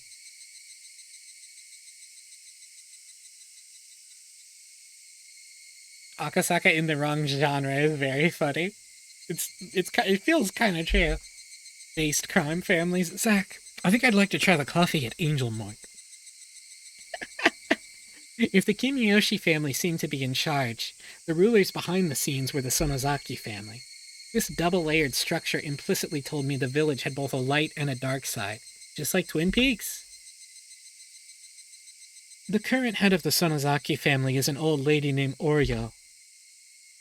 She has enough clout that you could call her Empress Sonozaki. Be careful, she's no small fry. She's enough of a VIP that even the mayor of the city has to bow before her. Well, in Hinamizawa and the surrounding area, their relatives amount to a block of several thousand votes. No politician could show disrespect for that. In other words, that would make her the actual leader of the Onigafuchi Defense Alliance, right? You've got it. With those words, Oishi pulled out a well-worn cigarette box. The suspected kidnapping of the minister's grandchild and subsequent threats. Were these part of a hidden plot by the Onigafuchi Defense Alliance in order to have the Hinamizawa Dam project cancelled? You came all this way from Tokyo to investigate this, didn't you? Huh? Yeah, that's right. Something the matter? Then... Is it related to that direct appeal incident with Minister Inukai? If that's the case, then public safety has them marked on a watch list? Something like that? Having you guess that so quickly makes this easy. While exhaling out cigarette smoke, Oishi smiled broadly, like I just pulled a good one on him. Or so I'd thought. His smile disappeared suddenly. Iris, it seems like you pretty much got it. That's a lie, isn't it? You're not allowed to say that. Huh? I mean, the direct appeal putting them on a watch list. That's a lie, isn't it? Oishi knew there was no way that Tokyo headquarters would dispatch an investigator over something as minor as a direct appeal. If they were to dispatch something, it had to be for a more dire reason. He had figured out as much. I thought of myself as the type of person who doesn't let things show on their face. In front of his watchful gaze, however, I felt that what I was thinking was completely laid bare. Oishi silently lit another cigarette, as if waiting for me to interject during this awkward pause. I see. So this was a veteran detective's way of getting someone to spill information. But as long as I realized this, there would be nothing more.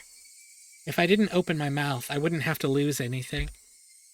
All I had to do was stare out the window and enjoy the scenery until Oishi gave up. You really are bad at hiding things, you know. Being so young and earnest isn't so bad. Oishi smirked as he twisted out his third cigarette, while I tried not to let him notice that I had yielded completely. At first I thought I had won, but at the very least Oishi had ascertained I was hiding something, meaning that I might have ended up marching to his tune. Oishi started up the engine once again and began to move the car. If you'd just been honest with me, I thought I might have been able to help you. How would you help? If the cat was out of the bag, I might as well use it to catch some mice.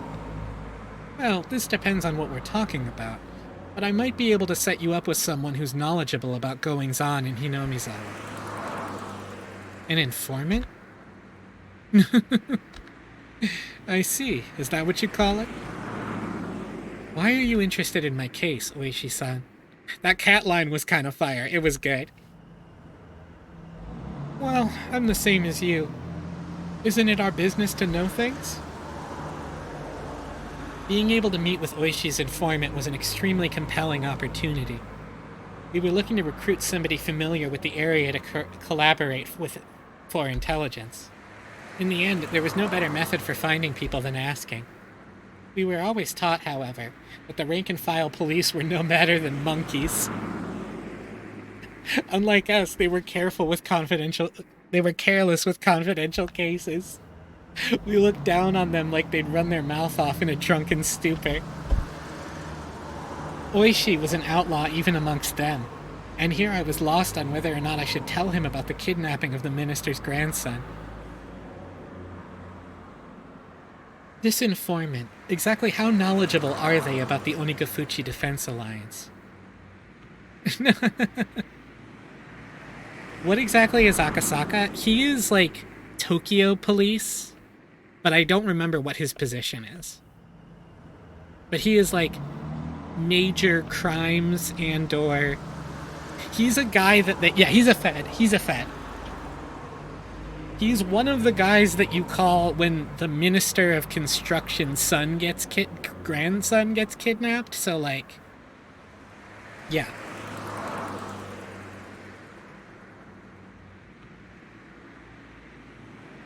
Wait, if I hate feds, then does that mean I have to hate Mulder and Scully? I mean, this is the thing. When a cop is doing something that is so not what cops actually do, Mulder and Scully do not behave like cops. I've watched a lot of X-Files.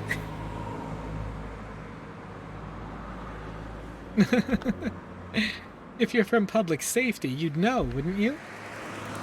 Something like that is something I can't just tell you. Protect your sources.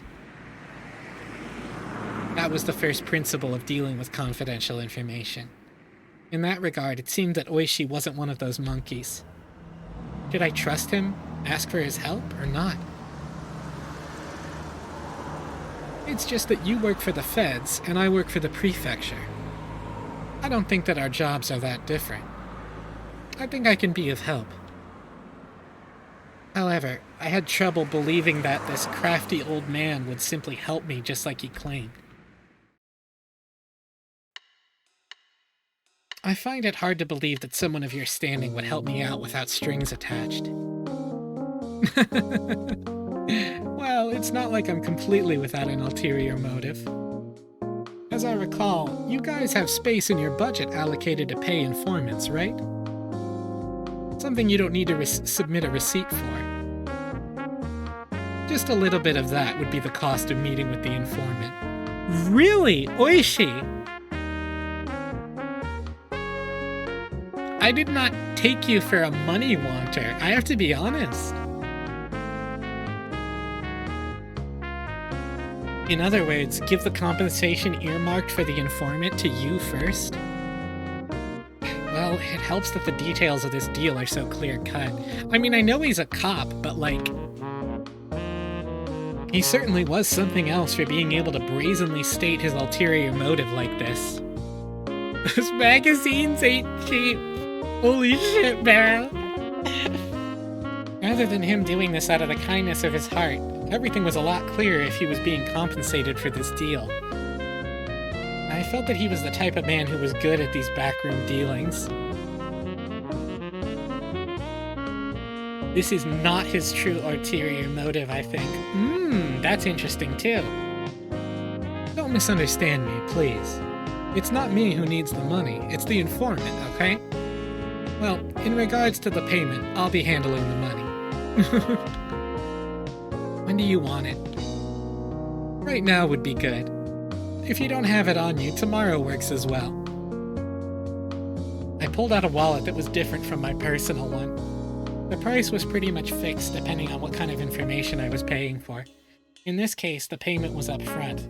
Also, considering the fact I didn't know what kind of info I would get, I shouldn't pay too much. When I suggested that, Oishi suddenly stretched out his hand and tightly grasped the contents of the wallet.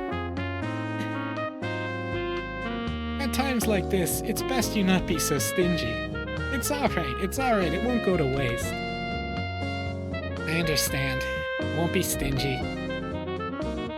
And? What kind of information are you looking for? Depending on what you want, how we approach this will probably change. You swear you won't spread this information to anybody else, Oishi-san? I can't swear as much. I'm the same as you. I can't withhold information obtained during the course of my duties. I got it, I swear. Nothing here gets said anywhere else. On top of that, thanks to you, I can pay back what I owe from my mahjong debts. In any case, I won't break a promise that involves money. I was still unsure if I should trust him until the very last moment, but in the end I broke down. Oishi wasn't the type of guy I could trust 100%, but there was no mistaking he had access to underground information networks. In order to accomplish my mission swiftly, I needed his cooperation. I set my resolve. I'm investigating whether or not the Onigafuchi Defense Alliance is related to a certain incident. He really is such a fucking slimeball. Certain incident? There's a possibility that the Minister of Construction, Inugai, is being coerced by someone. Saying there's a possibility is kind of a roundabout way of putting it. It appears there's a mole close to the minister, and due to that mole, the minister had been monitored quite thoroughly and was seemingly forced to cede to their threats right away. None of this was reported to us or the police. I see. So that's why you're saying there's only a possibility he's being coerced. In that case, isn't it a little strange? If the minister didn't report this to anybody, how did you guys know about the incident? If we didn't spy on the minister's private life, we would have never found out. I don't think we have to provide that explanation to the informant, so I'm omitting it. Oishi had apparently caught on, and quietly chuckled when I refused to explain. I see. There's a spy close to the minister, so public safety made it a highly classified investigation. That certainly isn't a very amicable story, is it? If this matter became public, not only would this affect the minister's political career, but the possibility of there being a shift in the political landscape is extremely high. If the perpetrator's aim is indeed that, then this could develop into a very grave situation indeed. Well, with the government having development projects all over the country, they've butted heads with quite a few people. It wouldn't take much wrongdoing for the left-wing parties to suddenly garner more support. We're currently investigating what demands are being forced on the minister, but at least we have a good idea of how he's being threatened. How? The minister's grandson was kidnapped. They're denying it, but judging from when he was last seen, it's believed it's already been 72 hours since the kidnapping.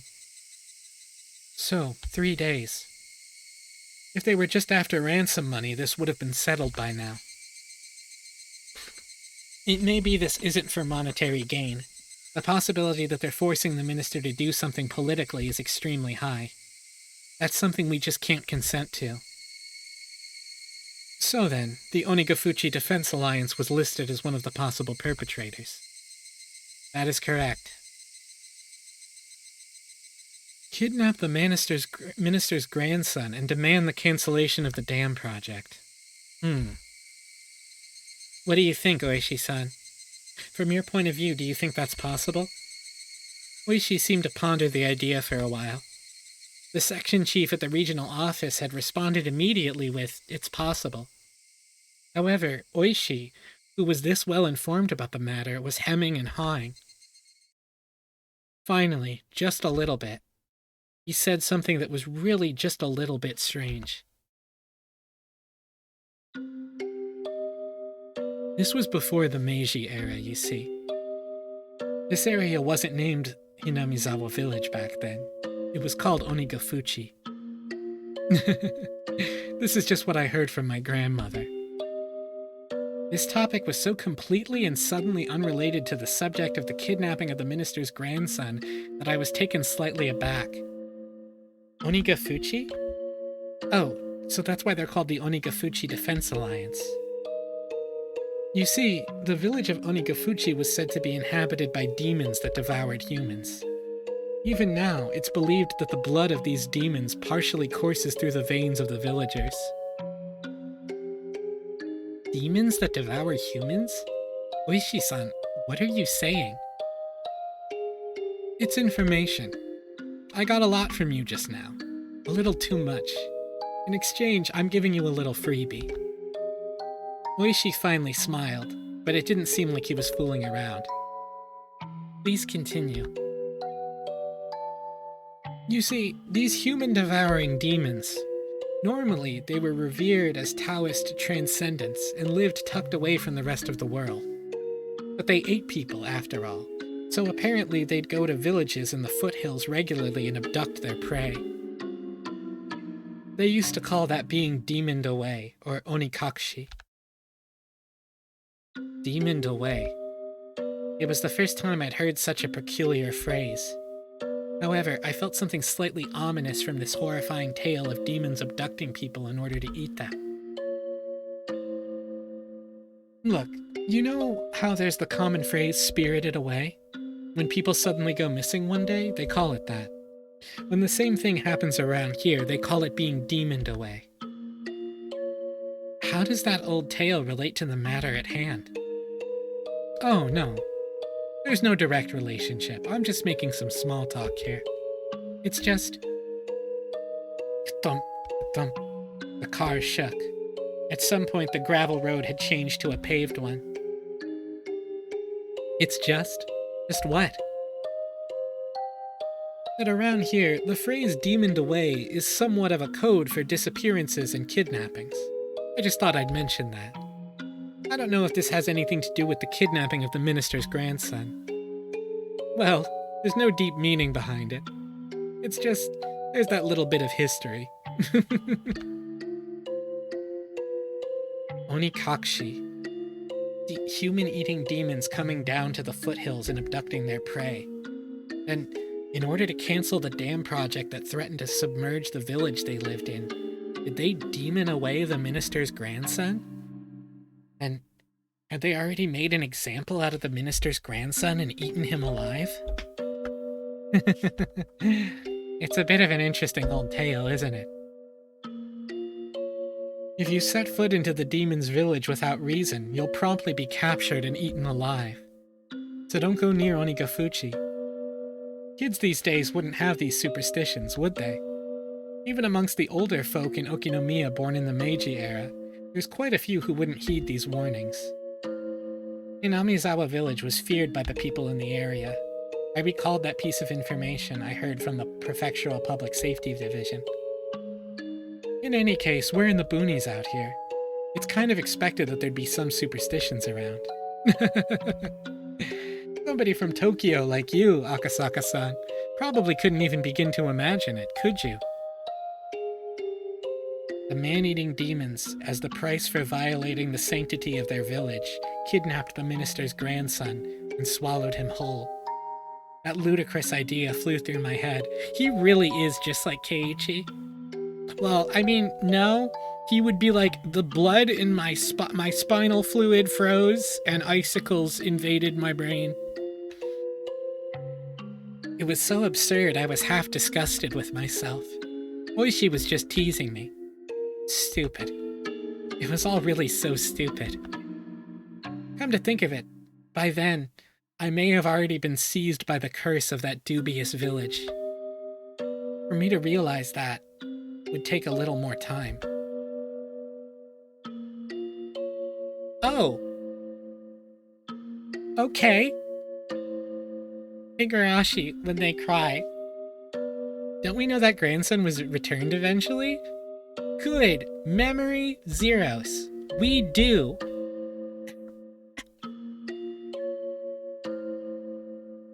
Sorry to spoil a bit of chapter 4, I guess, but...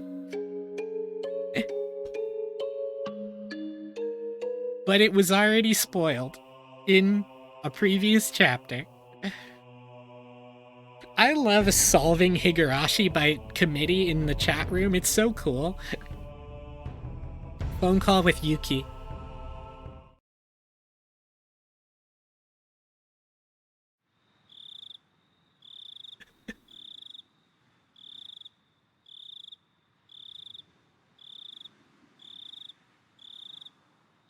Why was I recommended this channel? What is this game? Why am I here? Incredible intro. 1864. Oh my god. This is a mystery horror visual novel. Welcome. You're here because, hey, thanks for the follow. I'm Proxy Askew. I play visual novels and RPGs and fighting games pretty frequently. I alternate between those. Wake me when medical knowledge is relevant again. Games, you keep those nurse senses sharp, okay? Oh, really? It's tough when it's such a sudden assignment. Please be careful. Where are you headed? You're already there? Whenever I headed out on assignment, she would ask where. Not just Yuki, but anyone would have asked the same question. If it was a cold place, she would urge me to pack a thick jacket. If it was far, she'd warn me to be careful on the drive over.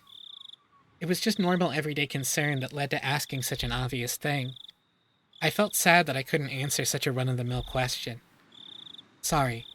It's something that you can't talk about, isn't it? Please be careful. Sorry, Yuki.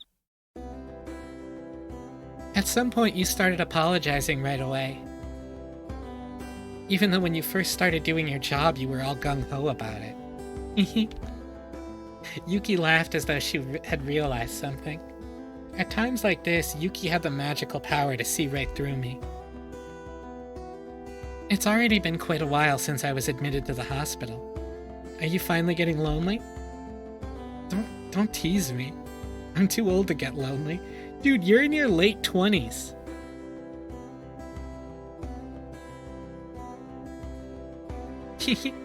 Oh, really? You actually like to be doted on, don't you? Don't you start getting a little faint of heart when I'm not around? Oh my god, I like Akasaka talking to his wife, it's cute. Ah, jeez. I can see the little devil horns sprouting from your head right now.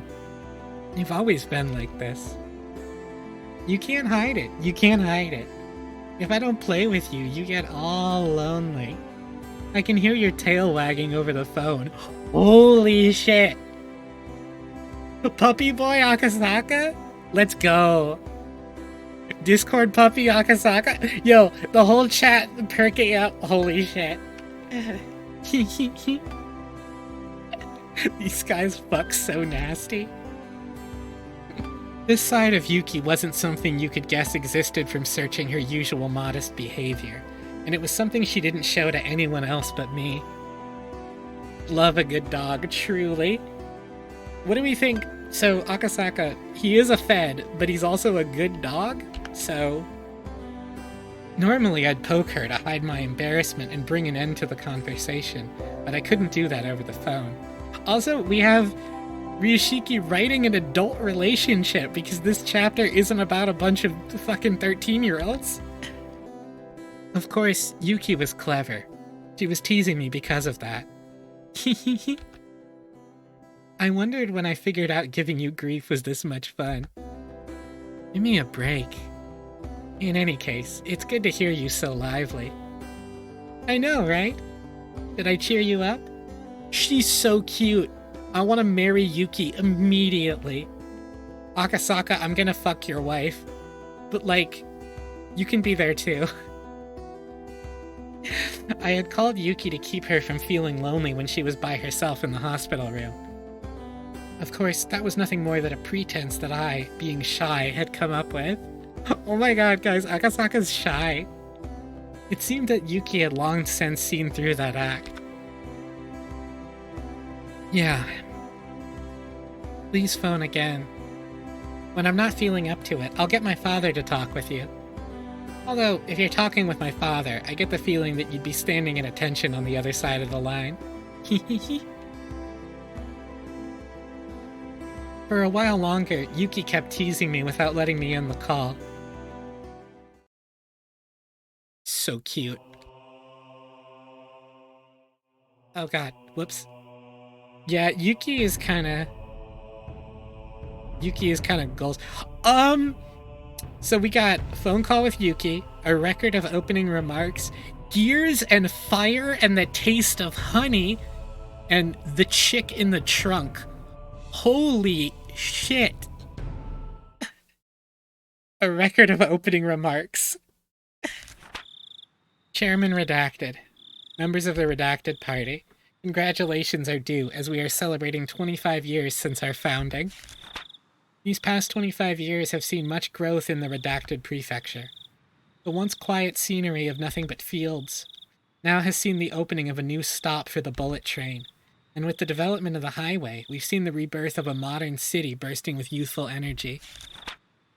We've reaped the benefits of new businesses and industry, and with the special reverence that the residents of Redacted Prefecture have for time-honored traditions, history and culture, business and industry, with these ideals in harmony, they have accomplished in growing their city into one of Japan's foremost metropolises. Of course, the development of Redacted Prefecture couldn't have happened without the growth of the Redacted Party. We are resolved to see every one of our campaign promises to fruition, reaching our targets definitively and expediently like arrows fired from a bow. With these arrows as the fundamental basis of the Redacted Party, our members have sought to pierce the obstructions preventing the happiness of the residents of the Redacted Prefecture. But I do believe that everybody here is unlike an ordinary arrow. While being as unfaltering and straightforward, we have not neglected in seeking solutions that conform to the current day and age while also keeping an eye on the future. An arrow, once loosed, can fly only to its destination. Everyone here, however, is no simple arrow. Even once loosed from the bow, without neglecting our studies, while employing new methods, and implementing more effective and flexible ideas, thus being able to change trajectories mid-flight, we are magical arrows. What if, the American Republican Party opened up a conference of the Republican National Convention by being like, you are all magical arrows?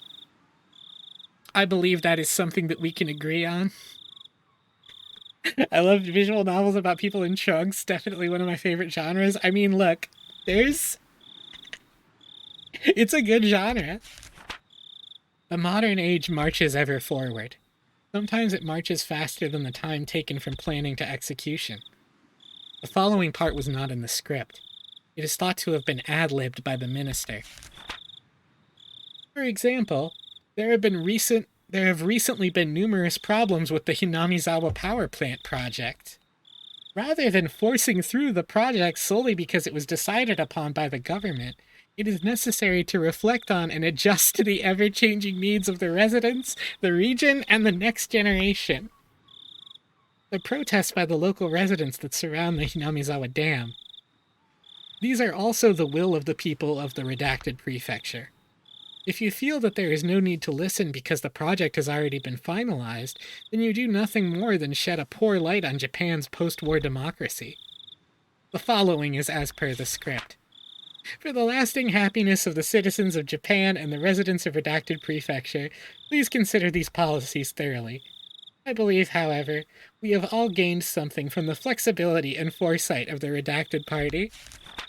I've taken up much of your time. However, allow me to say the following to celebrate the 25th anniversary of our founding. My grandson has been kidnapped. Chairman Redacted. Members of the Redacted Party in attendance, thank you very much for today. From the opening remarks of the Redacted Party Prefectural Forum and 25th Anniversary Celebration. That's so funny. He's like, one thing about this party that I know is that we all love changing our mind about shit when it's necessary, right? We all love that. That's because we're like magical eras. For example, this whole Hinamizawa Dam thing. The people there seem to really not want to do it. Maybe we should stop it. I don't know. I'm just riffing up here. Anyway, take it away, Director-san. What the fuck is gears and fire and the taste of honey? I am scared to click on this. This is the I am losing my fucking mind texture. Okay, let's see.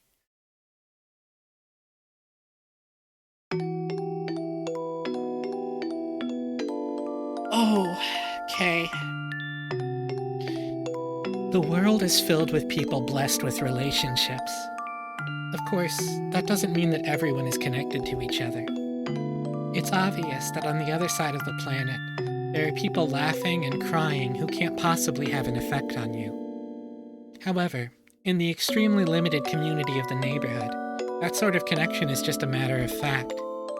It's quite possible that a single remarkable event could have massive consequences inside a small community. If you were to increase that in scale, a perfect stranger on the other side of the globe might become enough of a legend to have an effect on our lives. Well, it's not always that way. Like I said at the beginning, the links between people basically aren't that relative in the grand scheme of things. Whether some household nearby is having steak or croquettes doesn't matter to me. When I put on my shoes, it doesn't matter to anybody whether I put on the right one or the left one first. This much the average person can understand. But actually, in reality, this is the truth. The bonds between people are quite well defined. It's not just a matter of distance, of being far or near. For example, let's say that person A's actions have some effect on me. Even then, person B's actions could have absolutely no consequences on my life. The reverse also holds true. Just because my actions affect person A, that doesn't always mean that they affect person B as well. Let's put it bluntly. If the bonds between people are like gears in a machine, the gear that represents me meshes with some people, but is isolated from others. There are some people who would try arguing against this. These people would bring up the example of gears in a clock. Each gear indeed only matters when meshes, Each gear indeed only directly meshes with one or two others.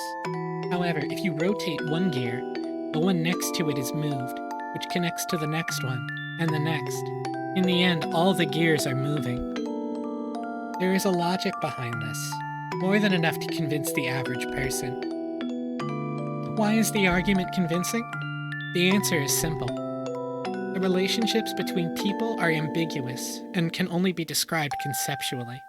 Is this Oyashiro-sama talking? This is a character in the story that we have met before talking.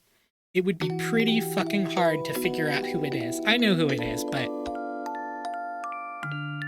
how the gears are connected and how their movements are chained together can't be used as a fundamental explanation, so it throws a wet blanket on that argument. But for the people who like that explanation, I'll use the example of a clock again to refute it. First of all, to say this world is a singular clock would be wrong. That is, there isn't only one clock. There exist many clocks in this world, each counting on their own time. If you think about it, the idea that this world is just one big clock is the height of arrogance. Even if you use the analogy of gears to explain human relationships, then you should be able to explain it using an analogy of multiple clocks unrelated to a single gear. Neighbors A and B.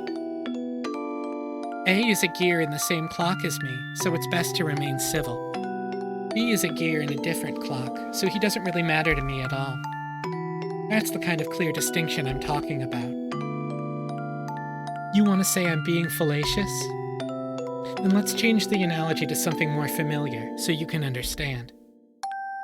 You've probably heard the phrase, a fire on the opposite shore sometime in your life, no? For example, if your neighbor's house was on fire, you'd probably try and help to put it out, wouldn't you? It'd be awful if the fire spread and burned down your own house, after all. But what if that fire was in a town on the opposite side of a river? Would you still go out of your way to help? You wouldn't, would you? Even though it would be the wrong thing to do, there's no way the fire could spread to your own house.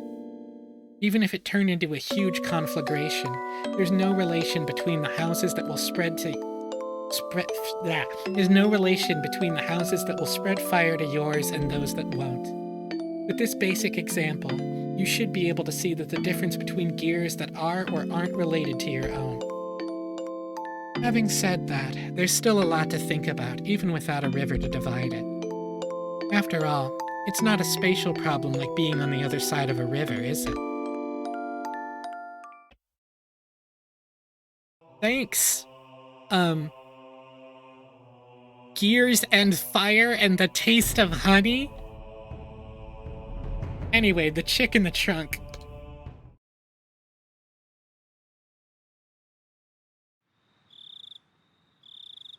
Wait, what about the honey? Yeah, the taste of honey was not mentioned at all.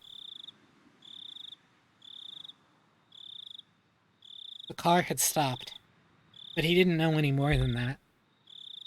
For not only was he blindfolded, but locked in the trunk of the car. How could people become this powerless just by being robbed of their sight?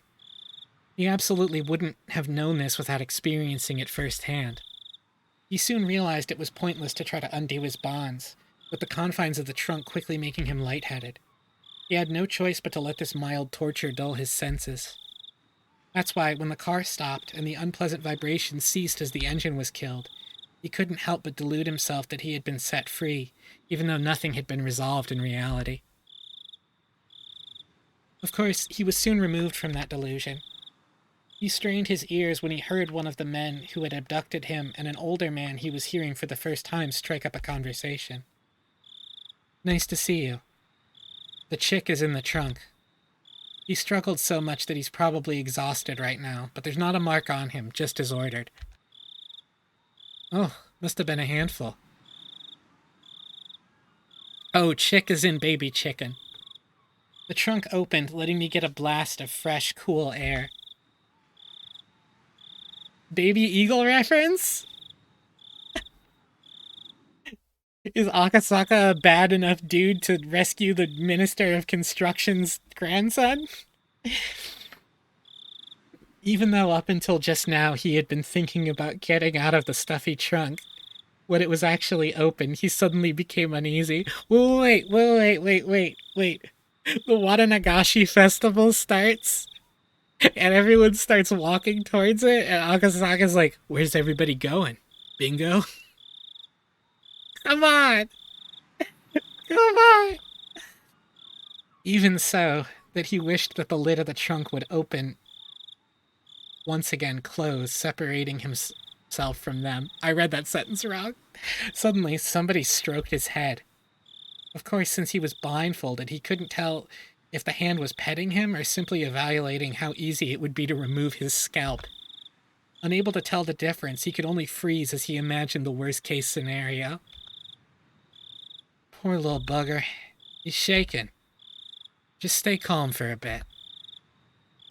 The older man said that kindly as he gently stroked the boy's head. "This must be real tough for you. But you see, your Gramps is a nice man. He'll help you soon enough." Having heard nothing but the standard dialect his whole life, the older man's distinct intonation left a deep impression on the boy. But he had no idea what he was saying.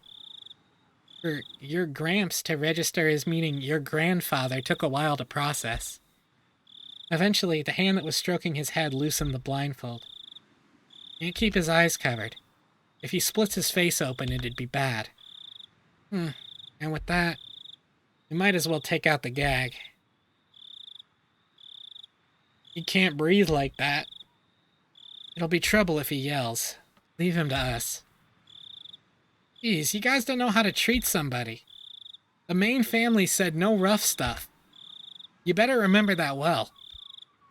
Yeah, we won't do anything stupid. As long as the kid cooperates, that is. Rika's dad or Old Man Kimiyoshi? It could be one of the two.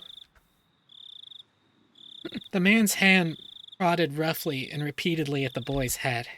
A rugged hand, unlike the affectionate one that had been stroking his head before. Just stay cooperative. If you struggle, there's no guarantee what will happen. That cliched threat was literally beaten into his head.